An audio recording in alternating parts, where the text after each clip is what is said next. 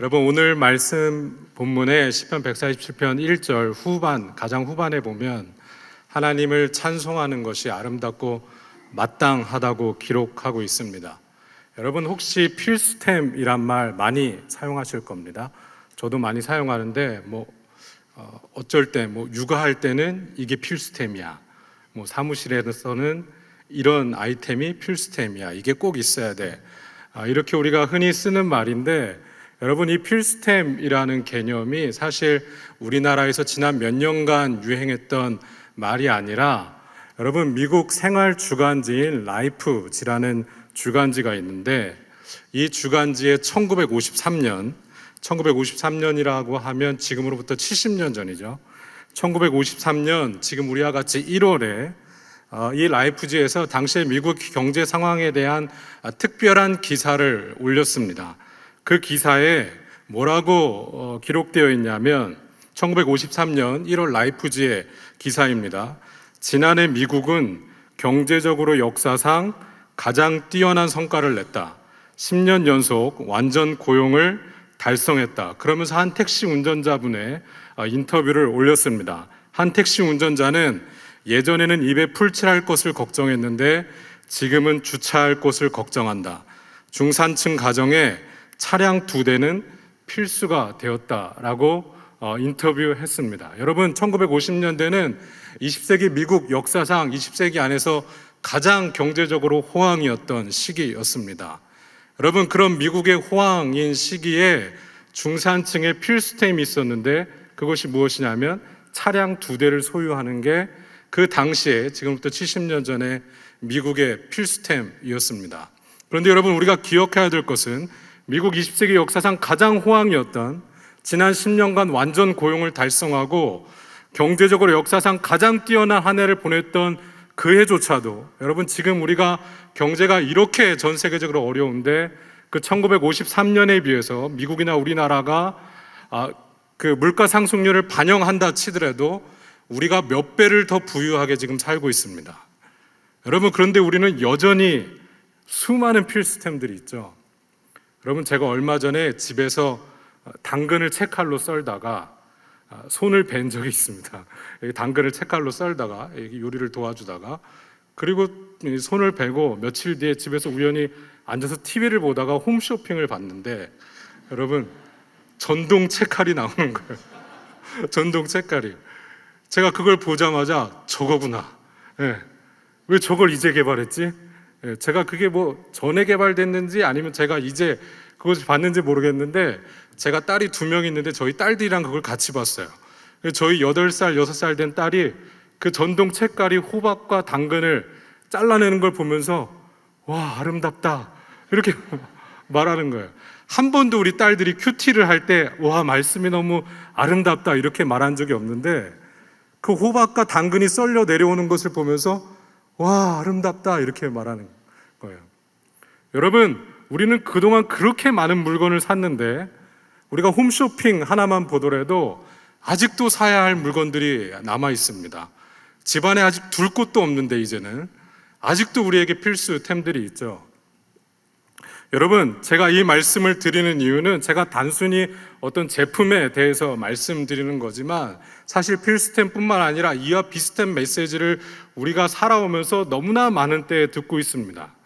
이럴 때에는 이게 필수적인 것이고, 저럴 때에는 저게 필수적으로 있어야 하고, 이럴 때에는 이런 상황에서는 이게 마땅한 것이고, 수많은 것들이 우리에게 그런 메시지를 전달하죠.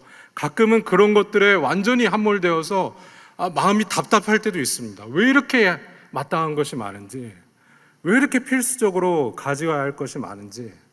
여러분, 그런데 오늘 말씀 1절 후반에 보면 우리한테 유일하게 아름답고 마땅한 것이 있는데, 그것이 무엇이냐면 우리 하나님을 찬송하는 것입니다. 여러분, 우리 하나님을 찬송하는 것이 왜 아름답고 마땅하냐면, 그것이 2절과 3절에 기록되어 있는데, 여러분, 여호와께서 예루살렘을 세우시며 이스라엘의 흩어진 자들을 모으시고 상심한 자들을 고치시고 그들의 상처를 싸매어 주시는 분이시기 때문입니다. 여러분, 이 말은 다시 말해서 하나님께서 약한 자들을 돌보시는 분이시기 때문이죠. 여러분, 이스라엘의 흩어진 자들을 모으시고 여러분, 상심한 자들의 마음을 고치시고, 여기 상심한 자들이라고 우리말 성경에는 번역되어 있지만 더 정확히 말하냐면 마음이 완전히 무너져 버린 자들, 마음이 깨져버린 자들. 여러분, 그 마음이 깨져버렸단 말처럼 여러분, 우리가 어떤 유리나 그릇이 깨지면 더 이상 회복시킬 수 없지 않습니까? 여러분, 그것과 같은 마음이죠. 완전히 깨져버려서 어떠한 말로도 위로할 수 없고 어떠한 것을 가져도 회복할 수 없는 그러한 마음을 누가 고치시냐면 유일하게 하나님께서 고치실 수 있습니다. 그리고 그들의 상처들을 싸매어 주시는 분이시죠. 여러분, 근데 오늘 1절 말씀에 우리 하나님을 찬송하는 것이 아름답고 마땅하도다, 그 이전에 우리가 한 가지 더 기억해야 될 것이 있는데, 우리 하나님을 찬양하는 것이 선하다고 오늘 시인이 기록하고 있습니다. 여러분, 이 말씀을 볼 때 우리가 조금은 갸우뚱할 수 있습니다. 물론 우리가 하나님을 찬양하는 것이 너무나 좋은 일이죠. 그러나 우리가 솔직한 마음으로 우리가 오늘 하루 하나님을 찬양하지 않았다고 해서 나는 선하지 않은 삶을 살았어, 이렇게 생각하는 분은 많지 않으실 것입니다. 왜냐하면 우리의 마음 깊은 기저에 끊임없는 경향성이 있죠. 그것이 무엇이냐면 우리가 선이 무엇인지를 판단하려는 경향성이 있습니다. 여러분, 이것에 대해서 잘 설명한 철학자가 있는데 19세기 독일의 니체라는 철학자가 권력의 의지라는 책에서 선이 무엇인지를 정의하였습니다. 여러분, 니체가 19세기 후반에 권력의 의지란 책에서 선이란 무엇인가를 정의했는데, 선이란 뛰어난 것, 강한 것, 능력 있는 것, 아름다운 것 등 다양한 의미로 해석될 수 있다고 말하고 있습니다. 뿐만 아니라 니체가 그 다음에 뭐라고 말했냐면 심지어 나쁜 것도 선을 의미할 수 있다고 말했습니다. 여러분, 강한 것, 뛰어난 것, 능력 있는 것, 아름다운 것뿐만 아니라 심지어 나쁜 것도 선을 의미할 수 있다고 니체가 왜 말했냐면 선은 특정 목적에 유익이 되는 그것이라고 니체가 정의 내리고 있죠. 여러분, 이 말은 무슨 말이냐면 그러니까 목적을 설정하는 주체가, 그것은 저도 될 수 있고 여러분도 될 수 있죠. 그 누구나 내 목적을 설정하는 주체가 어떤 특정 목적을 설정하면 그것에 가장 부합하는 것이 선이라고 말을 하고 있는 것이죠. 내가 어떤 목적을 설정하면, 내가 속해 있는 조직이 어떤 목적을 설정하면 그것에 부합하는 것은 어떠한 것도 선이 될 수 있는 것입니다. 여러분, 니체가 지금 바로 그것을 말하고 있는 것이죠. 여러분, 이건 비단 19세기 니체뿐만 아니라 그 이전에 수천 년 전에 소크라테스도 선을 뭐라고 말했냐면 선을 실용적이며 특정 목적에 도움이 되는 것이라고 정의 내렸습니다. 여러분, 소크라테스나 니체가 선을 이렇게 정의 내렸기 때문에 우리가 선을 이렇게 생각하는 것이 아니라 우리가 기억해야 될 것은 그 반대죠. 여러분, 우리는 지난 인류 모든 역사 안에서 우리 마음에 아주 중요한 경향성이 한 가지 있는데 그것이 무엇이냐면 선을 우리가 판단하려는 마음입니다. 우리가 어떤 목적을 설정하고 그것에 부합하면 그 어떤 것이라도 선이 될 수 있는 것이죠. 그런데 여러분, 중요한 것은 이러한 생각들 안에 선은 어떠한 독립적이고 절대적인 의미도 갖지 못하고 오직 내 목적과 대상에 따른 상대적인 의미만이 존재합니다. 어떠한 절대적이거나 견고한 의미도 없는 것이죠. 그냥 내가 그때그때 설정한 목적에 따라 어떤 것도 선이 될 수 있고 어떤 것도 마땅한 것이 될 수 있죠. 여러분, 이것이 왜 중요하냐면 여러분, 2차 대전 때 독일 나치당의 수뇌부들이 탐독해서 읽은 책이 있는데 그것이 바로 니체의 권력의 의지입니다. 여러분, 이 권력의 의지에 특별히 니체의 선에 대한 정의는 이 나치당의 사상적 기반을 제공했죠. 그 수뇌부들이 이것을 읽으면서 우리가 선을 설정할 수 있구나. 우리가 선을 결정할 수 있구나. 그렇기 때문에 그들이 그렇게 파괴적인 행동을 한 것이죠. 우리가 목적을 설정하면, 내가 속해 있는 공동체가 목적을 설정하면 그 어떤 것도, 심지어 나쁜 것도 선이 될 수 있는 것이죠. 여러분, 그러나 하나님의 말씀은 선을 무엇이라고 말하냐면, 여러분, 5세기에 아주 유명한 신학자죠. 어거스틴이 선의 본질이라는 그가 쓴 책에서 하나님의 선하심에 대해서 말하고 있는데 어거스틴이 조금 난해하게 말했습니다. 그런데 한번 들어보십시오. 여기 어거스틴이 선의 본질이라는 책에서 하나님의 선하심을 뭐라고 정의했냐면 하나님의 속성이라 여겨지는 모든 것들이 하나님의 본질로서 이해가 가능하다. 하나님의 선하심은 복되신 하나님 그 자체이고 하나님의 위대하심은 하나님의 지혜 그 자체이고 다시 하나님의 선하심은 하나님의 지혜와 위대하심 그 자체이다. 여러분, 이게 어거스틴이 좀 난해하게 말했지만 결국 어거스틴이 무엇을 말씀하고 있는 거냐면 하나님의 속성으로 여겨지는 모든 것들, 다시 말해서 하나님의 특성으로 여겨지는 모든 것들이 하나님의 본성으로서 이해가 가능하다고 말하고 있습니다. 이 말은 다시 말해서 하나님의 특성으로 여겨지는 우리가 알고 있는 모든 것들이 바로 하나님 그 자체라는 것이죠. 그러면서 어거스틴이 가장 먼저 언급한 것이 무엇이냐면 하나님의 선하심입니다. 하나님의 선하심은 복되신 하나님 그 자체이고 하나님의 위대하심은 하나님의 지혜 그 자체이고 다시 하나님의 선하심은 하나님의 지혜와 위대하심 그 자체입니다. 그러므로 선은 실용적이거나 상대적인 것으로 이해될 수 없으며 오히려 정반대로 절대적이며 하나님이 모든 피조물의 궁극적인 선이 되신다고 말하고 있습니다. 하나님은 모든 선의 끝없는 원천이시기 때문에 하나님의 선하심은 그것의 유익만 전달하는 것이 아니라 하나님의 속성이신 하나님의 선하심은 그것의 유익만 전달하는 것이 아니라 어거스틴이 뭐라고 말하냐면 하나님 그분 자신을 주신다고 말하고 있는 것입니다.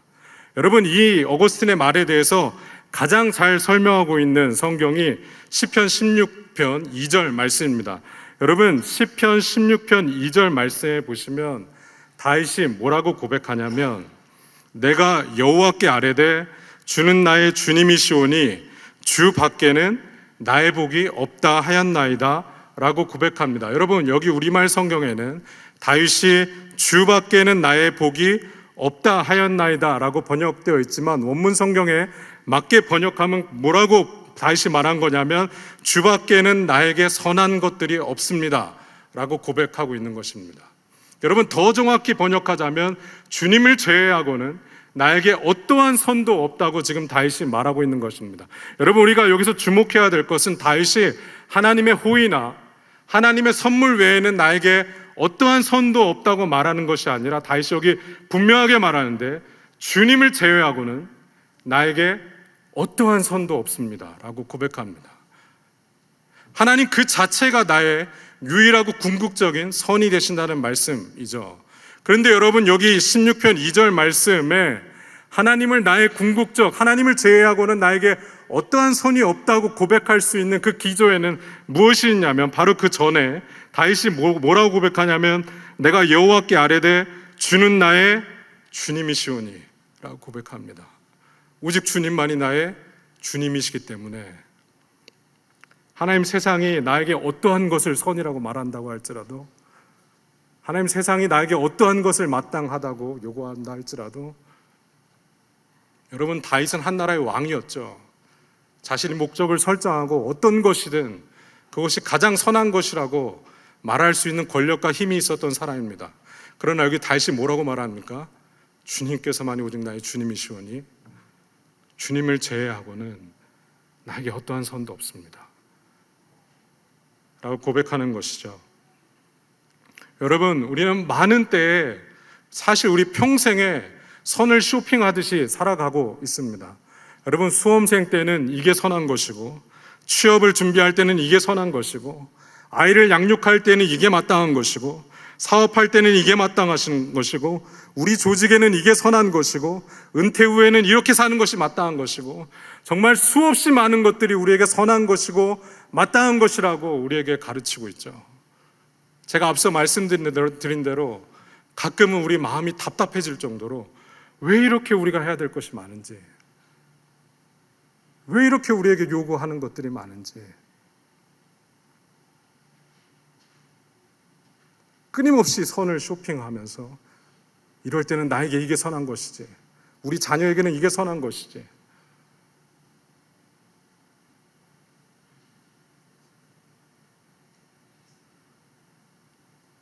이건 내 인생이기 때문에 여러분, 그러나 하나님께서 우리를 창조하신 목적이 있죠. 오늘 말씀과 마찬가지로 이사야서 43장 21절을 보면 하나님께서 뭐라고 말씀하십니까?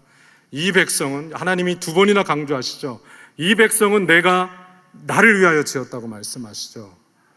나를 찬송하게 하려고.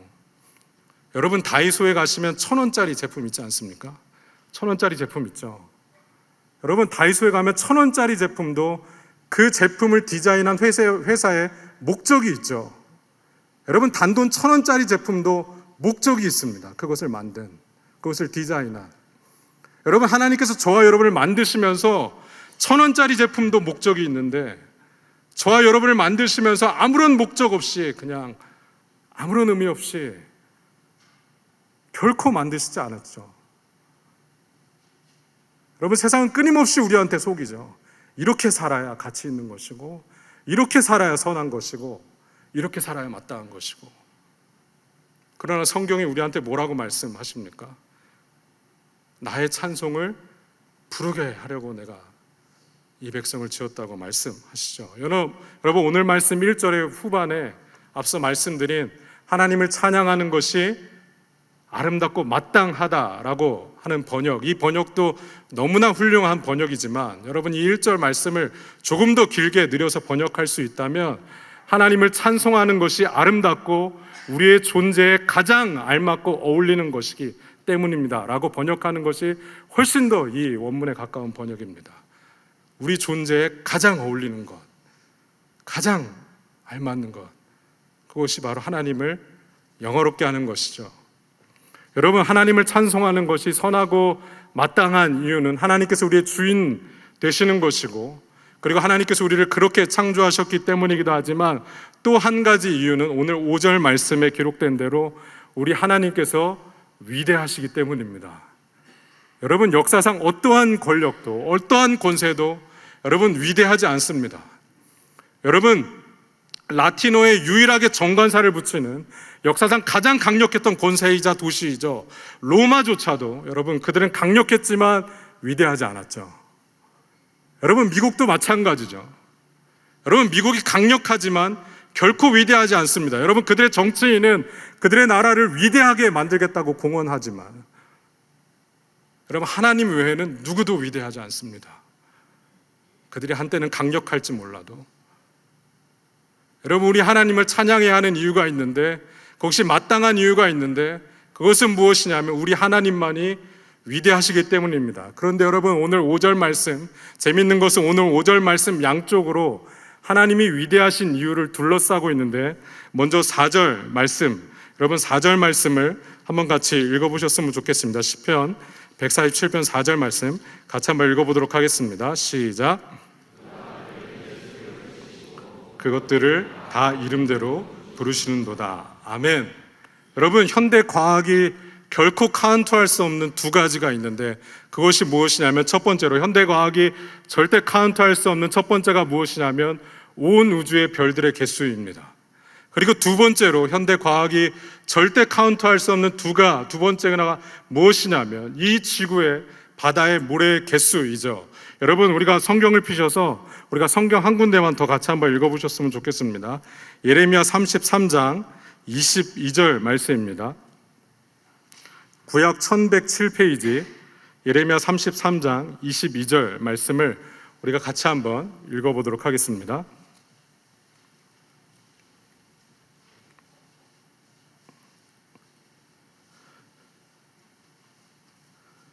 우리가 같이 한번 읽어보도록 하겠습니다. 시작. 하늘의 만상은 셀 수 없으며 바다의 모래는 측량할 수 없나니 내가 그와 같이 내 종 다윗의 자손과 나를 섬기는 레위인을 번성하게 하리라 하시니라. 아멘. 여러분, 여기 예레미야 33장 22절 말씀에 보면 예레미야가 무엇을 고백하냐면, 하늘의 만상은 셀 수 없으며, 하나님께서 무엇을 말씀하시냐면, 여러분, 하늘의 만상은 누구도 셀 수 없으며, 하늘의 만상은 하늘에 있는 별들의 개수입니다. 하늘의 별들의 개수는 누구도 셀 수 없으며 바다의 모래는 누구도 측량할 수 없다고 하나님께서 말씀하시죠. 그러나 하나님께서 무엇을 말씀하시냐면, 내가 그와 같이, 다시 말해서 하늘의 별들의 개수와 바다의 모래의 개수와 같이 내 종 다윗의 자손과 나를 섬기는 내 인을 번성하게 할 것이라고 하나님께서 약속하시죠. 여러분, 이 말씀의 전제는 무엇입니까? 지금 하나님께서 여러분, 온 우주의 별들의 개수를 유일하게 세실 수 있는 분, 여러분, 이 지구의 모든 모래를 측량할 수 있는 유일하신 분이 누구십니까? 바로 우리 하나님이시죠. 여러분, 오늘 말씀에 기록된 대로 하늘의 별들의 모든 수요를 세시며 그것들을 다 이름대로 부르실 수 있는 분이 바로 우리 하나님이십니다. 온 이 지구에 바다의 모든 모래들을 측량할 수 있는 분이 우리 하나님이시기 때문에 위대하신 하나님이시죠. 여러분, 그리고 우리 하나님이 위대하신 이유는 온 우주의 별들의 개수를 세시고 우리 지구의 모든 모래들을 측량할 수 있는 분이 마태복음 10장 30절에 보시면 무엇을 세시냐면 저와 여러분의 머리카락 개수를 세십니다. 여러분, 이것은 너무나 당혹스러운 말씀이죠. 온 우주의 별들의 개수를 세시는 분이, 그것들을 다 이름대로 부르시는 분이, 저 바다 끝에 있는 모든 모래의 개수를 아시는 유일하신 분이 여러분, 저와 여러분의 머리카락 개수를 세십니다. 여러분, 저와 여러분의 머리카락 개수가 무슨 의미가 있습니까? 여러분, 그 행위에 무슨 목적이 있습니까?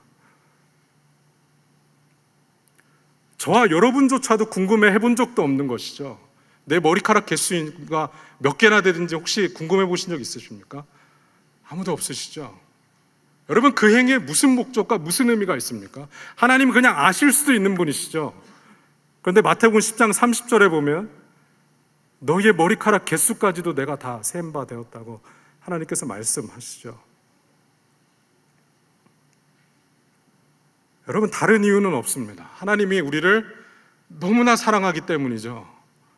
여러분, 제가 첫째 딸을 낳았을 때 저희 첫째 딸이 삼손처럼 머리가 길었어요.